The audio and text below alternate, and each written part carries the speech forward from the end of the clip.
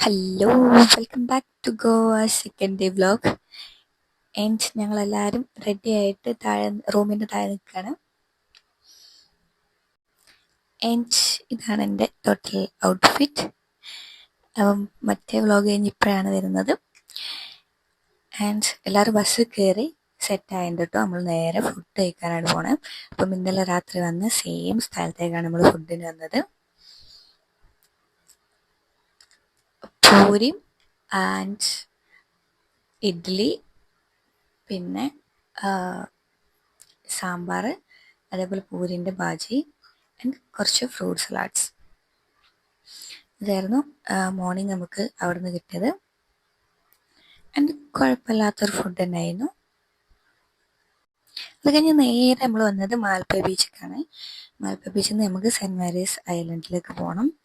അവിടുന്ന് അപ്പം നേരെ നമ്മൾ ബോട്ടിൽ കയറിയിട്ട് ഇവിടുന്ന് ടിക്കറ്റ് എടുത്തിട്ട് നേരെ സെൻറ്റ് മേരീസ് ഐലൻഡിലേക്ക് പോയിക്കൊണ്ടിരിക്കുകയാണ്. ആൻഡ് അടിപൊളി ബീച്ച്, മൊത്തത്തിൽ കാണാൻ നല്ല രസമുണ്ടായിരുന്നു. മൊത്തത്തിൽ അടിപൊളി. അപ്പം നമ്മൾ സെൻറ്റ് മേരീസ് ഐലൻഡിൽ എത്താനായി. കാണുമ്പോൾ തന്നെ ഒരു പച്ചപ്പും പ്രതാപവും എല്ലാം ഉള്ളൊരു സ്ഥലം. എനിക്കൈസ് നമ്മളെത്തി. മൊത്തത്തിലൊരു മീനിൻ്റെ ഒക്കെ ഒരു ഇതാണ് ഒരു ഉദ്ദേശം തോന്നും. അടിപൊളി. നമ്മൾ ഒരുപാട് എൻജോയ് ചെയ്തു. അവിടെ ചുമ്മാ അങ്ങനെ നടക്കാനായിരുന്നു കാര്യമായിട്ടുണ്ടായിന്. അപ്പം നമ്മൾ കുറേ വെള്ളത്തിൽ കളിച്ചങ്ങനെ പോകുന്നു, തിരിച്ചു പോരാണ്. നമ്മൾ പാരസൈഡിങ് കണ്ടു. അവിടെ അതൊന്നുണ്ട്. പെർ പേഴ്സൺ 1000 എങ്ങാണ്ടും ആണ്. അത് കഴിഞ്ഞ് നമ്മൾ നേരെ ഫുഡ് കഴിക്കാൻ തന്നെ തിരിച്ചു പോന്നു. നിതിൻ സാറും സതീഷ് ഏട്ടനുമാണ് അത്. ഫുഡ് കഴിക്കാനിരിക്കാൻ വിട്ടവരൊക്കെ കുറവാകുന്നുണ്ട് അവർക്ക്. അത് കഴിഞ്ഞ് നമ്മൾ നേരെ യൂണിവേഴ്സിറ്റി വിസിറ്റിന് വന്നാണ്, അതായത് ഇൻഡസ്ട്രിയൽ വിസിറ്റ്. അങ്ങനെ അവരെ വക പോലെ ഇൻസ്റ്റിറ്റ്യൂട്ടിൻ്റെ കുറിച്ചുള്ള കുറേ കാര്യങ്ങളും അതൊക്കെ കണ്ടു കഴിഞ്ഞ് ഡിജിറ്റലായിട്ട് കണ്ടേ.